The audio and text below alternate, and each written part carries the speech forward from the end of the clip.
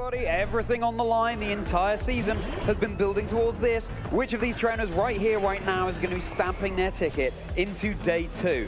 Lunala and Chi-Yu for Gio, Clefairy, Koraidon for Mao. Straight away, that Clefairy actually doing quite a lot of work here, making sure that this Koraidon is going to be able to safely attack.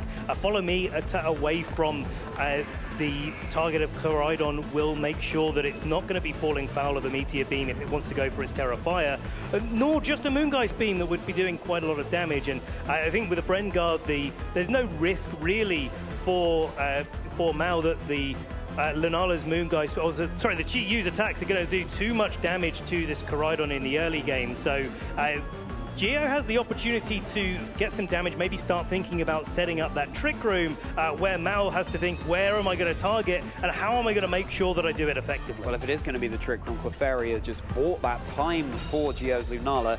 Heat Wave is going to be boosted by the sun, and it looks like it's going to be missing onto the Koraidon there, but early doors. But is the Chi-Yu going to be going down to a fighting type move? No, just the Flame Charge boosting Koraidon's speed here and crucially breaking the Shadow Shield. Moongeist Beam, this is a situation where you'd love to have the Moonblast, of course, threatening big, super effective damage, but still, that Koraidon brought down below half. Yeah, this is one of those situations where actually you've got to target really accurately when you're in front of a Clefairy, because if the Clefairy does exactly what Mao's gone for, go for the Protect, then sometimes you can just whiff a couple of attacks into that Protect if you don't target down the Pokemon that's actually threatening here.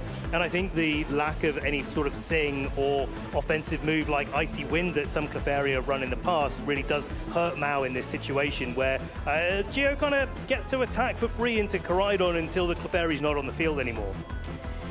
It really raises that mind game. I always love seeing Protect on the Follow Me user, and this Pokemon that, you know, its cute looks belie some big strategies. Just going to be the big one-hit KO with Helping Hand into that Chi-Yu, boosted by the sun. And with that Flare Blitz recoil damage as well, the Chi-Yu is definitely a fish out of water, as Lunala can just get this next Moongeist Beam off. So Mao's Koraidon very much down and out. What with taking such big recoil damage from Flare Blitzes, etc. It's a Pokemon that is here for a good time, not a long time. I think this is really clever, actually, because the Koraidon going down does set the stage for the Calyrex Shadow Rider in the back, most likely for Mao to bring back in and then start to put some pressure on the board. Gio does have access to Wide Guard on the Lunala, but of course we've seen that mind game play out time after time after time at our international and regional championships where, well, even if the Wide Guard's there, it doesn't mean it gets clicked every time, and you see quite a lot of Astral Barrages going on. 100% coming in the place of Koraidon. Calyrex Shadow Rider here. This is going to be threatening great damage onto the Lunala over on Giovanni's side of the field. But of course, yeah, you do have this Wide Guard, so the mind game's coming into contention. But as long as Clefairy's there, having the Helping Hand, Calyrex, yeah, if you let that get sweeping, if you let those Grim Nays get ringing around the arena, the Mao could well be stamping their ticket through to our next round undefeated. It's really important as well that Gio didn't go for the Terra onto the Chi-Yu on that turn as well. Really gives this Calyrex a lot more problems in that Psychic doesn't necessarily knock out the Koraidon here. Potential with a Helping Hand, and certainly if that Koraidon isn't trained as much in its defenses because it's carrying the Life Orb, it may be a situation where the Calyrex can just sort of target down into it freely. But certainly when it's got the Terra Fire at its disposal and you know, the ability to the Clefairy has the ability to redirect attacks. It's not so safe this turn. Terra Fire onto the Koraidon again. Unspeakable amount of damage coming out from that Pokemon now, boosted by the sun with the Life Orb to boost. Calyrex doesn't like the look of that one bit, at least the Friend Guard, keeping that Pokemon safe on future turns. Now Clefairy also going for the Protect here, so Mao just has the opportunity to lock in. And of course, if Gio's Leona had indeed gone for the Meteor Beam, then it would have gone for naught. This is a dangerous thing to do in front of a Pokemon that can just click the Trick Room, but he gets it right. Mao making that call there. It is the Meteor Beam coming out from the Lunala.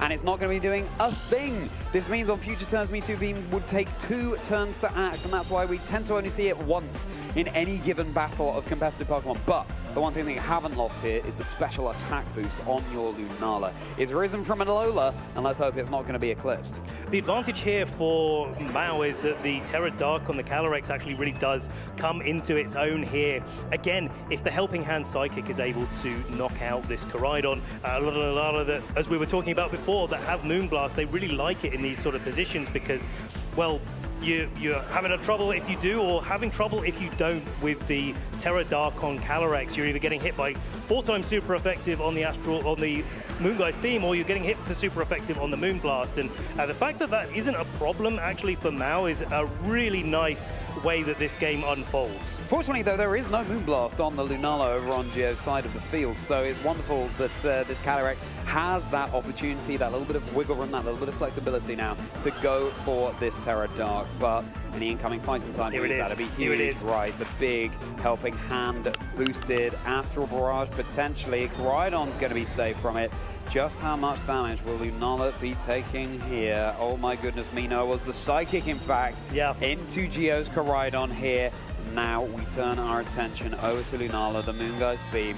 Oh dear, with the Frame Guard, but with the Terra Dark onto the Calyrex Shadow Rider, in fact targeted into the Clefairy here. Wow, and you can see that the special attack boost from the Meteor Beam really paid dividends. You've got to be careful here as well if you're Geo, if it's whether or not you want to play defensively and switch in a Pokemon to take that Psychic while you knock out the Clefairy, and then that sort of opens the door for your Lunala to actually do something here. I'm kind of surprised that Geo hasn't actually gone for the Trick Room in this scenario, tried to make Koraidon that little bit more of a threat in this situation, being naturally slower than the Calyrex on Mao's side. Right. But Mao is maintaining their lead at the moment, and I really do want to see whether or not that mind game gets called by either of our players, whether we actually just see an Astral Barrage to knock out the Lunala in this spot. Yeah, this is tricky, of course, because, yeah, you have the Flutter Mane in the back. It's got Focus Sash. That means it's going to be able to take at least one attack here, but it will be super effective damage if indeed it's the Astral Barrage into that slot. Clefairy is just going to continue to dish out those Helping Hands. There's the Astral Barrage. Oh my goodness, the Lunala has not been protected. That moon has set. Now Flutter Mane just brought down to the 1 HP. Koraidon lurking in the back will be emerging from the Velodrome. Gonna be the sun expiring soon, and Giovanni just down to their final 2 Pokemon. It's such a call to make, but it makes so much sense because the Trick Room is a threat from the Lunala, especially with the sun leaving the field as well. I think this is a really good timing for Koraidon to switch out and then switch back in to reset it. That keeps the speed advantage in Geo's favor, but unfortunately for Geo, the Wide Guard is no longer an option for him, and the Follow Me will stop the Flutter Mane from being able to target with a Moonblast into that Calyrex on this turn. But of course, if you go for a Moonblast to try to knock out the Clefairy so you can knock out the Calyrex with a move from Koraidon, well then you're not Icy Winding and the Calyrex is still going first. Right.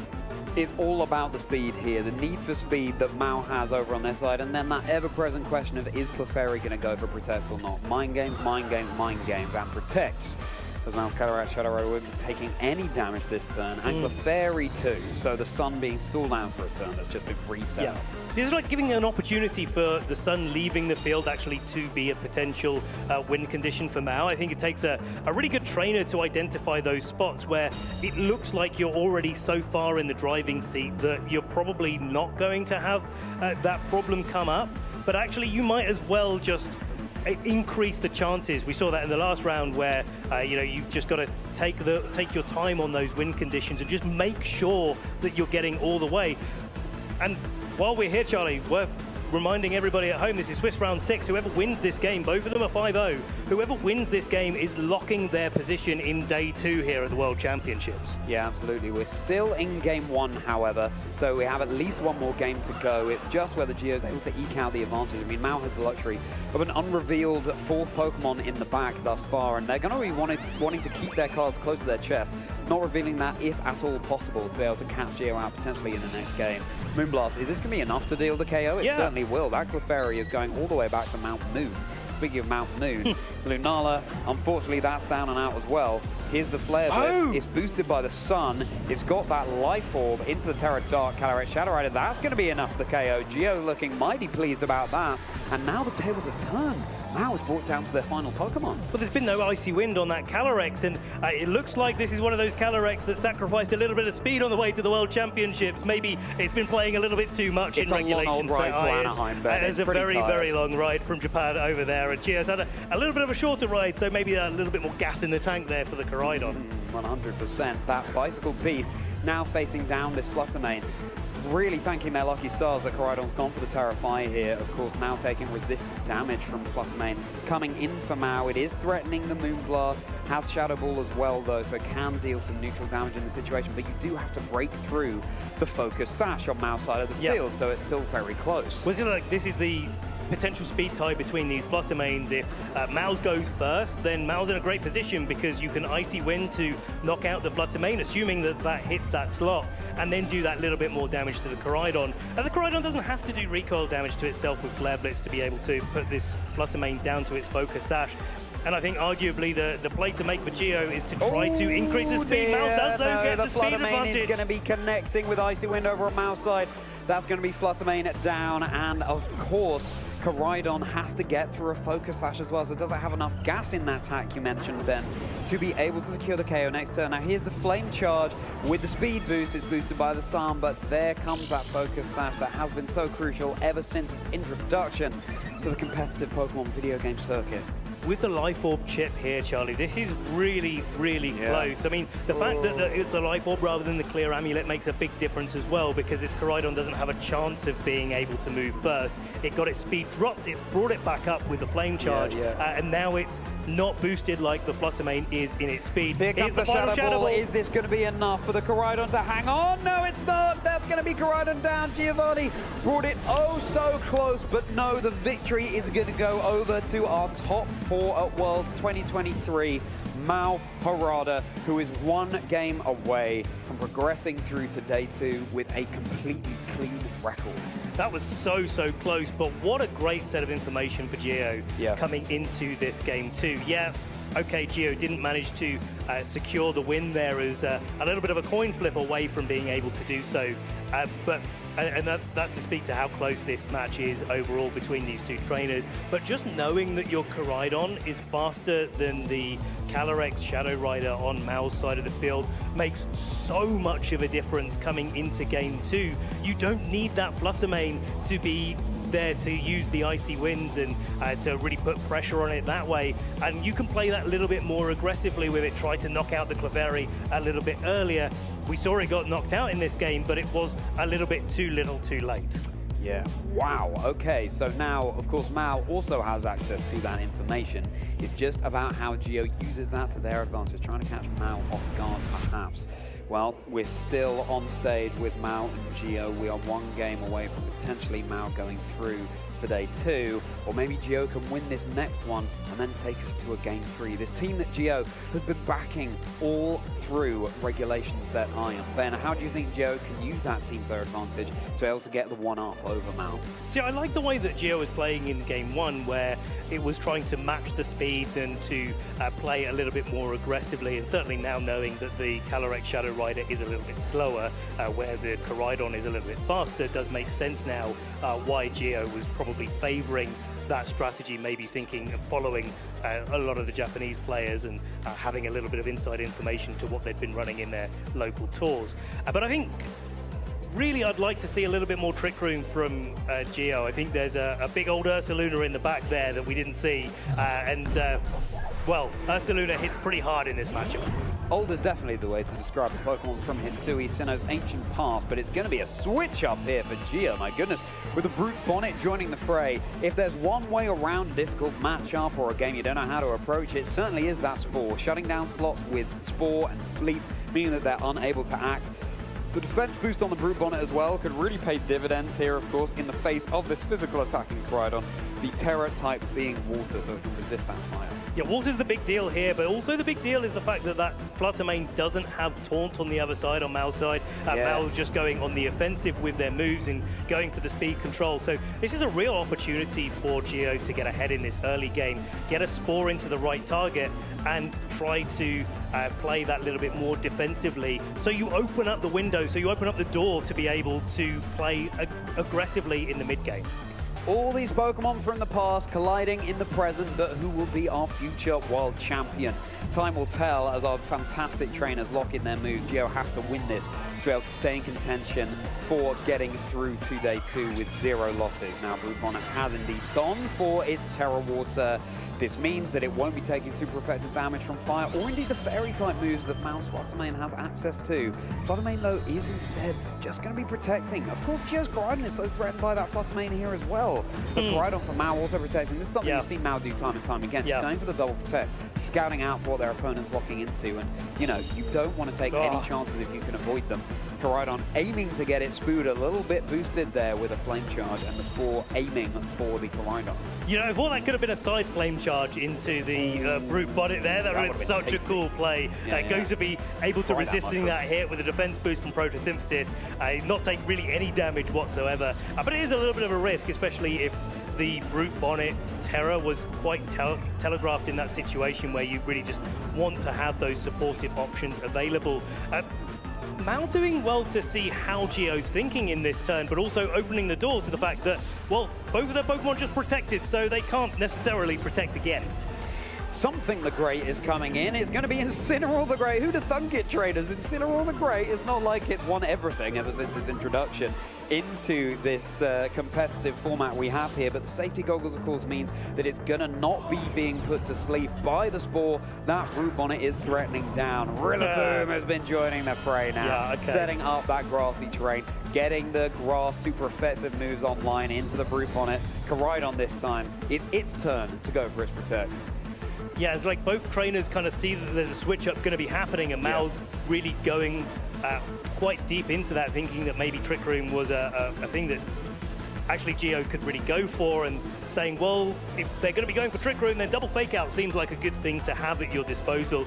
Certainly even better seeing that the Brute Bonnet had actually gone for its Terra Water in this spot, and Rillaboom gets the opportunity to hit that now for super effective, where, okay, U-turn would be 4 times super effective, but it's not the same type of attack bonus. It's not the strongest move out there. Yeah, it's fantastic that Mal has brought both the Incineroar and the Rillaboom this game, because they're both immune to that Spore. So just staying one step ahead of Gio here, saying, well, you know, this could be an adaptation you bring to game 2, but it's not one that I'm going to fall foul of.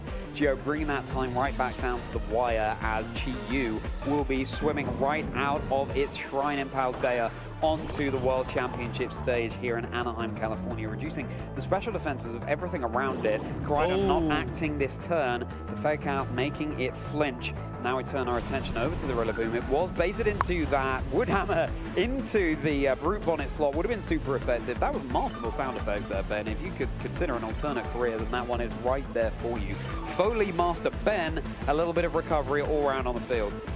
And getting the Fake Out onto that Koraidon really makes a difference here, because both of the Pokemon on Mal's side are really struggling to be able to survive attacks from that Koraidon. Close combat, even with an Intimidate, but with the Life Orb, still usually gets the knockout onto Incineroar, and Rillaboom exactly the same, but both of these Pokemon can Terra out, so it's a really difficult scenario to choose where for Mal that he's going to play defensively in this spot, especially now that Chi-Yu has entered the field and you get that extra little bit of damage from Heat Wave. Heat Wave, but it can also miss, of course. Mal's Rillaboom really under the thumb here, but you want to keep around the Pokemon that are immune to Spore for as long as you possibly can.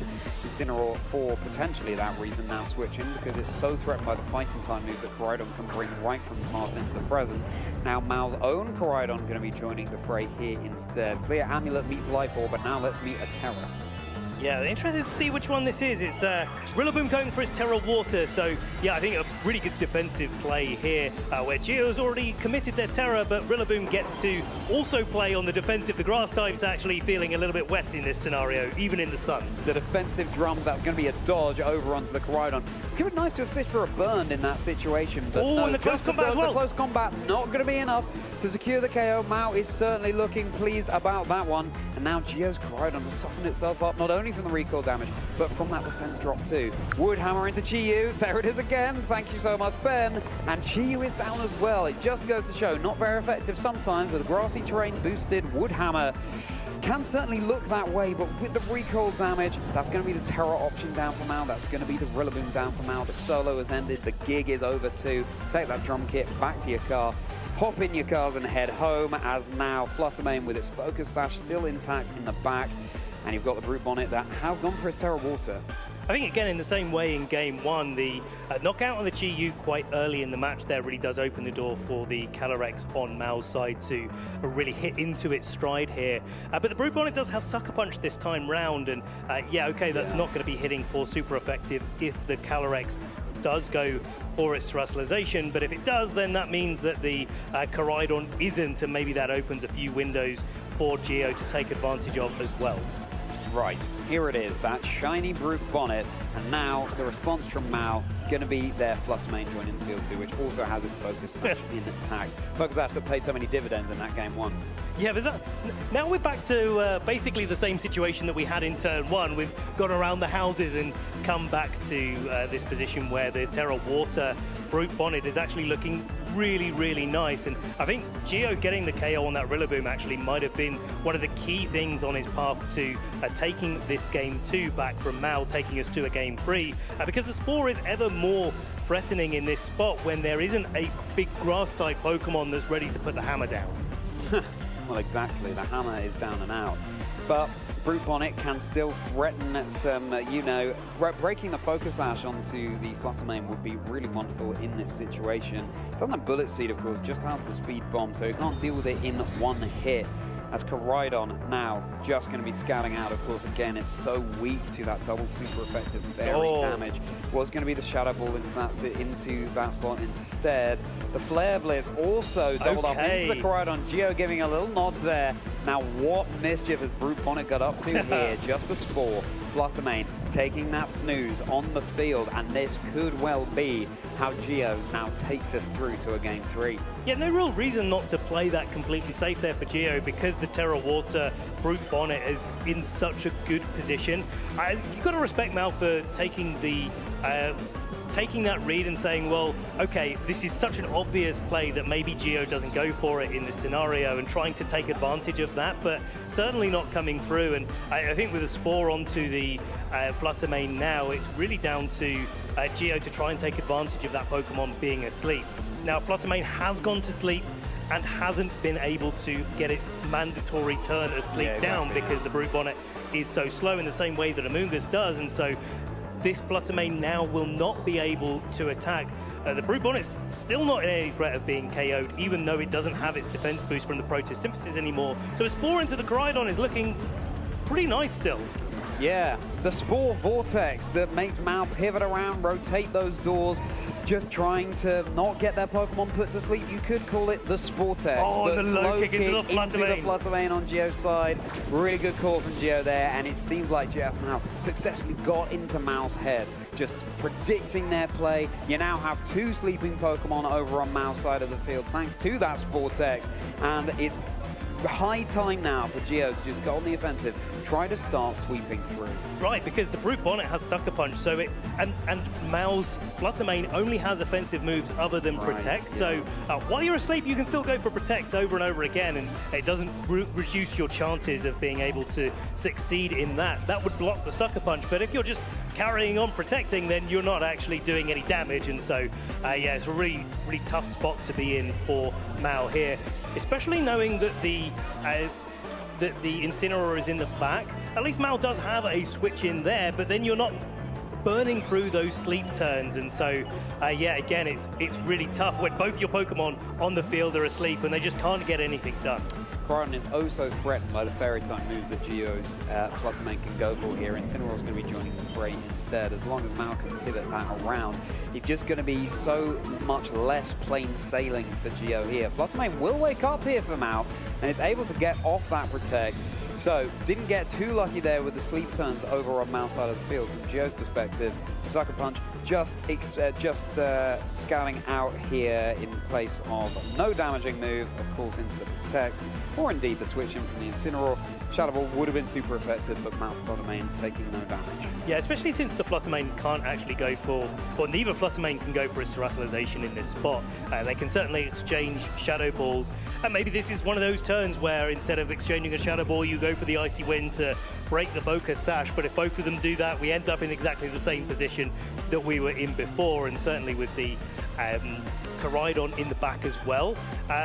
Could actually lead to a Fluttermane getting a special attack Protosynthesis boost instead of a speed one. Yeah, that'll be a fascinating interaction. It's going to be Mao's Koraidon joining the field now, switching that one back in. But it's still sleeping, of course. There's no damage threatened down, but that it can still threaten the Orichalcum Pulse on the field and give the Protosynthesis boost to both the Fluttermane and the Brute Bonnet here. Now, Koraidon's boosted up, but can it do anything with it? The Shadow Ball into that slot is guaranteed damage, of course. It could have been a Moonblast just to remove it from contention immediately. Flare Blitz now into the Fluttermane. Unless there's a burn here, if Fluttermane is hanging on the field, the Focus Sash activation, do we have that status condition of that recoil damage? No, it looks like not. Spore just attempted into that Koraidon slot. It's, you know, Geo looked like they were having the advantage here, but Mao is doing everything they can just to keep turning it around. So unfortunately for Geo there, putting something to sleep that's already asleep does not extend the sleep turns in the way that you want it to.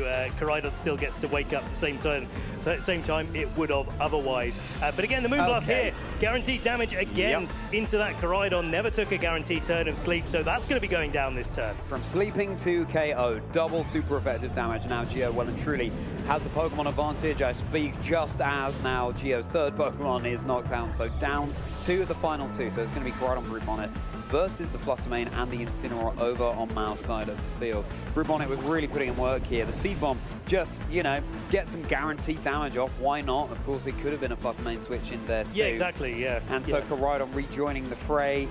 Brute Bonnet, such a masterful switch up for Geo here. It'd be fascinating to see if we do head to a game 3, if they're going to be leaning on that one once more. But Fluttermane for Mao crucially does still have its Focus Sash intact.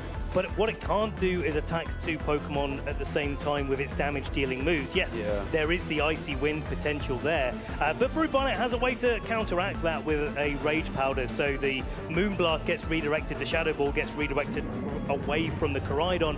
Koraidon gets to attack into the Incineroar whenever it really likes to in this scenario, and a Flame Charge would certainly knock the Fluttermane down to its Focus Sash. So yeah, a really good position, a really strong position for Geo to be in.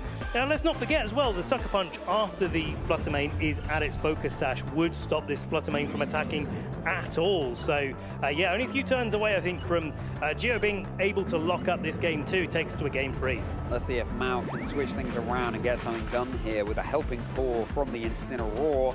What will Fluttermane be going for as it's going to be redirected into the Brute Bonnet on Geo's side of the field? Going to be the Moonblast. How much damage will that do? Brute Bonnet brought down to about a third, but the berry, fascinating to see a citrus berry in this format because of course there's so much Calyrex riding around unnerved, meaning that you're unable to eat those berries, but the super effective close combat now into Mao's Incineroar. Fluttermane has a mountain to climb here, and as it stares down its fellow Pokemon from the past, let's see if it's going to write its own future. I wonder if there's a scenario where actually Geo kind of wants to wait out this sun just that little bit longer to stop that Protosynthesis boost, boosting up the speed of the Fluttermane and maybe being able to outspeed it with the Koraidon. But Citrus Berry here doing so much work, and unless the Fluttermane gets a critical hit, it's likely that the Fluttermane is going to be able to it's going to be targeted down by the Koraidon, take it down to its Focus Sash. If Koraidon does that with a Flame Charge as well, which is the most likely thing, then after the sun gets removed from the field, then the Koraidon always outspeeds the Fluttermane. There's no chance of any speed ties going on here. Brute Bonnet, definitely the MVP in this game. It was putting things to sleep, and now it's becoming the center of attention. That Moonblast, there's no critical hit to speak of there. That will be the Flame Charge. That will be the Fluttermane brought down to its Sash. That will be the boost to the speed of the Koraidon. Geo leaving nothing to chance as far as possible here, just making sure that they are stamping their ticket into a third game and trying to turn the tables against Mount Harada. And now Geo gets to do the perfect pin here overall, is to go for a Sucker Punch and then to go for any sort of attack onto the Fluttermane. If you keep on protecting, then maybe you get a few turns out of it, but yeah, Geo in a perfect spot to take this game, and that's why Mao forfeited that turn to take us to a game 3. So adaptations from both of our players here coming into game 2, and It does make me wonder what the game 3 is going to look like, but let's take a little bit of a recap here of the all of these wood hammers coming down and taking the knockout onto that Chi Yu. Give us that woodhammer sound effect again, Ben. Oh, wow, that was a good one. Excellent, trainers. Let us know what you think of that one using the hashtag Pokemon Worlds. Brute Bonnet was so pivotal in that game. And the question is, of course, does Mao call that? Do they? I mean, they already brought the adaptation of the Incineroar and the Rillaboom. Yeah, right. To be able to block those spores, but it was so useful for Geo there. The thing is, you kind of have to go for your Terra Water onto the Brute Bonnet because there's so much firepower being threatened. Yeah, that literally. You can ride on weak to the Moonblast, of course, so there are still so many cards to shuffle. But I think that's what Geo identified so well in that game too, right? Where there was a chance for close combat to go into the Incineroar, but actually Geo declined that free damage onto that slot and said, well, actually, no. I need to knock out this Grass-type Pokemon so that my Brute Bonnet can play so confidently into the end game. And I think that just that extra little bit of damage of the close combat really did seal the game for Geo. Maybe took a few turns to get to that end game state, but Geo did so well in finding that position early. What I really like from Mao in that game is how they left the Clefairy at home, actually. Yeah. It's another indication that they were predicting the Brute Bonnet switch up from Geo there, because once Clefairy's asleep, yeah, of course, you've got the Frame Guard active, but again, that is a Pokemon that's threatening no damaging moves, and if it had been brought to that previous game, I feel like that would have been an even swifter victory for Geo. But also leaving the Calyrex at home as well. I mean, that's not something that most of our trainers really want to be doing, but let's get into it, Charlie. Game 3, Swiss round 6 here in Anaheim, California. Which of Mao Harada and Gio Cischke will be progressing through to day 2 with a completely clean record of 6 wins and 0 losses? It all comes down to this game. And thank you, Gio, for providing the Paldea Elite 4 music, because it couldn't be more perfect for the high stakes that these trainers are providing. So Koraidon faces down Lunala, Fluttermane faces down Chi Yu. Yeah, I think like Lunala actually sits itself into a quite nice spot here where it's putting on a lot of pressure and doesn't necessarily worry about taking too many, getting too many knockouts taken against it, especially if Gio wants to commit the early Terra Water onto that Lunala. Not Terra that we see too often in this regulation set, but actually working out really, really well. And I think Gio identifying in his team building process that actually Lunala really doesn't like playing into these mirrors. I've got to have the Terra Water to be able to play into those confidently rather than to play this sort of mirror match that doesn't go so well for me all the time. The Moonblast, there's no special attack drop there. Heat Wave connecting into Mao's side of the field. The Flare Blitz is going to be big damage, but it's also going to deal big recoil damage right back to Mao's Koraidon. Chi Yu is already down and out. Already, Mao has the advantage in terms of Pokemon numbers. The Moongeist Beam, though, super effective onto Mao's Fluttermane. Lovely to break this Focus Sash early that was such a thorn into Geo's side in that previous game, and now secure the KO with the Moongeist Beam. So we've traded a Pokemon apiece. Fluttermane and Chi Yu, we often see them side by side on the field, but this time around, they were facing each other down. These trainers mean business. I think this actually really does favor Gio more than it does Mao, because now the Fluttermane on Mao's side of the field gets taken out. We've seen already in this matchup how important Fluttermane is to the end game. Well, if you knock it out on turn 1, you don't have to worry about it in an end game scenario. You can also use your own Fluttermane to your advantage here. Calyrex and Koraidon entering the field at the same time, I think really does make you question whether or not the Koraidon outspeeding the Calyrex in game 1 was just that one-time advantage, or if this is definitely the Koraidon having the advantage here. All 4 restricted on the field now. Again, this is so classic for game 3. These trainers saying, taking the gloves off, just trying to get the jump on their opponents. Definitely. I mean, that's the thing with these sort of situations where if you have the slower restricted Pokemon, you can really get into trouble quite quickly. But the Lunala has a tool up its sleeve that it's been using all season long in that wide guard to make that situation just that little bit easier to deal with and try to utilize, I think, for Gio certainly, the very powerful Moongeist Beam that he has access to. Okay, so Calyrex Shadow Rider is going to be riding all the way back to Galar and joining us on the field instead. It's going to be the Clefairy. Okay, so Mao did bring it this game and has revealed all 4 of their Pokemon. So fantastic information for Geo here. The Terrestrialization onto the Koraidon for one of these trainers has become its Terrafire. It's all the more boosted to its firepower now with the sun blazing down. It's going to be the Koraidon on Geo's side of the field. The Flare Blitz massive into the Clefairy here. Just how much damage is it going to take? Oh, it's just enough for the big one-hit KO. My goodness gracious me. The Eviolite not coming into contention there at all. The item that boosts the defenses of a Pokemon that can still evolve. And Mao is brought down to just their final 2 Pokemon. Removing the Clefairy that early was wonderful, but then so is removing Geo's Koraidon. The low kick, Geo head in hand, but just wait for it, down though. but not out.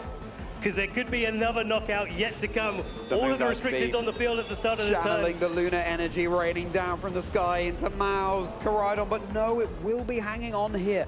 But the Flutter Mane so lovely to have in the back with the Focus Sash still available. This is quite a nice position for Geo to be in with that Photosynthesis boost, but also the wide guard that it has access to. It's going to make this Calyrex just a lot easier for Geo to be able to deal with in this end game. But one thing that Mao's done really well is knock out the Koraidon that turn, which we did see outspeeding the Calyrex. So there's no risk of that same issue happening yet again. What I'm wondering about is whether Icy Wind is enough to pick up the KO on this Koraidon, and if that's the case, whether or not Moongeist Beam can follow things up here and take a positive turn here for Mao in this endgame. One thing to note is that actually Mao has yet to commit their Terra option on their side of the field, and so going for a Terra Dark here on the Calyrex would make you much, much better into the Lunala, but if you do that, then maybe your Koraidon gets knocked out by a super effective Icy Wind instead. Certainly not the first wide guard mind game that we're going to be seeing at the World Championships, trainers. It has been so prevalent in regulation set I. Now Koraidon going for its Terrafire for Mao. This means, of course, it's not going to damage from Geo's Flutter Mane with a roar of be the Astral Barrage that Mao's Calyrex locked into. Let us find out. Moonblast into the Calyrex, down to about 50%. Just a Psychic in fat now into Geo's Flutter Mane. Brought down to 24 hit points. That life orb damage is going to keep racking up as well. The Flame Charge boosting the speed. That's going to be Flutter Mane down. Critical hit not mattering there in the slightest. And all of a sudden, this Lunala cannot go for wide guard and attack at the same time. It's having too much asked of it. What a call to make in this scenario, and especially as well because the Koraidon getting that speed boost makes sure it absolutely goes before the Calyrex here. That'll knock out its Shadow Shield, so the Astral Barrage will definitely pick up a KO. If it wasn't going to take a KO, regardless, being an Astral Barrage single target into a Lunala that has no ability to go for its Terra option. The wide guard once more, but here is that all-important Flame Charge to break the Shadow Shield now. Lunala in the sun, you can see the dividends it pays. Of course, Shadow Shield meaning it's taking reduced damage from attacks when it's at full HP. Was the attempted Astral Barrage here, but at some point, if Geo wants to win this game, they're going to have to start attacking, but just immediately locking in another wide guard, in fact. Yeah, it's like really clever as well for Mao to go on the offensive in the way that he does. I mean, the temptation here is to go for a Flare Blitz, but actually going for a Flame Charge over and over again means that the Koraidon is just allowed to attack over and over again without taking that recoil damage, without KOing itself. And it's the fact that the 2 Pokemon are on the field for Mao that's important here, more than how long it takes to do the requisite damage. Oh, dearie me, yeah, this Lunala has certainly been caught out of position now. There's not much Geo can do, but just continuing to lock in these wide guards. Just, you know, again, prolong your time in the spotlight, on the stage. It's only the World Championships once a year, trainers. Flare Blitz now, this is going to be enough. That's going to be Mao Harada, your top 4 at Worlds 2023, going through to day 2. Big congratulations there for Mao. I'm so excited to see how far he can make it now that he's guaranteed his spot into day 2 here. And commiserations to Geo on not making it this round, but of course there's still 2 more rounds to go for Geo where he can lock in that day 2. And could well happen given the season that Gio's been having and the fantastic grassroots results they've been racking up for themselves. And this team that is really pretty unique, but it's been working so well for Gio. And we were saying it before the match, Ben, it's all about those comfort picks, just knowing that you're in the right position at the right time. Playing so masterfully.